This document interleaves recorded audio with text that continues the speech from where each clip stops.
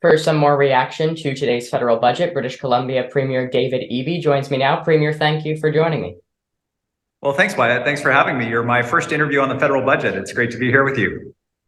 Let's start out with, I know you were looking specifically for some housing affordability measures in today's budget. I guess more in general, as it relates to affordability, were you satisfied with what you saw today? Well, there was a housing component that we've been looking for a while from the federal government, which was around Indigenous housing. It's a significant issue in British Columbia, the need for the federal government to step up and build housing on reserve for Indigenous communities across the province. It's just really vital, and it was good to see that in the budget. And in terms of broad affordability initiatives, certainly glad to see the federal government working on that as well. It's a big focus for us here in British Columbia, the rising costs of just about everything due to global inflation.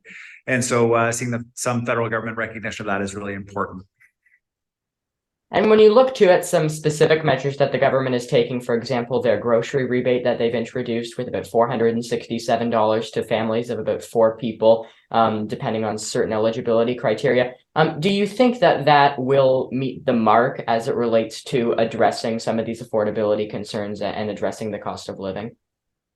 Yeah, Wyatt, I think some of the challenges that we're facing are short term. You know, when we have supply chain issues that have driven up costs or energy costs or food costs driven up by the war in Ukraine, these are hopefully transitory costs that are going to pass over time. The costs are going to come down. So those kinds of rebates are things that we've done here provincially as well to provide support to families to get them through this time period.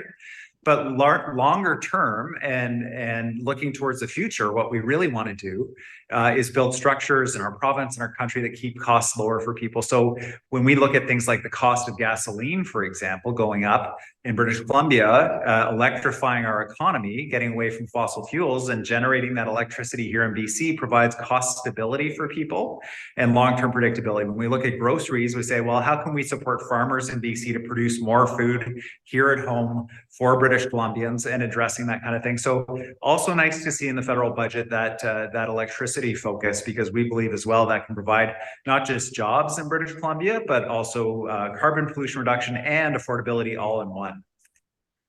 And when you look at the issue of healthcare, that's obviously an issue that, healthcare transfers, et cetera, not just an issue with British Columbia, but really with all the provinces and territories between the federal government and the provincial and territorial governments.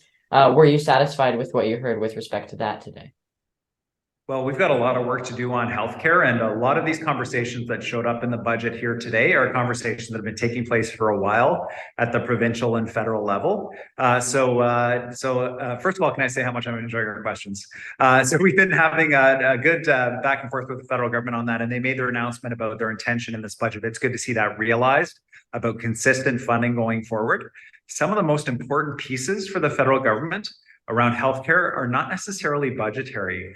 Things like making sure that healthcare workers can work anywhere in the country, making sure that our immigration system is welcoming and encouraging and recognizing the skills of international healthcare workers, really important. Ensuring standards nationally around electronic health records, all the stuff that the federal government can do, helping coordinate the purchase of things like drugs and medical equipment, where we can find cost savings nationally. These are all important pieces of work as well, but really good to see in the budget that consistent commitment.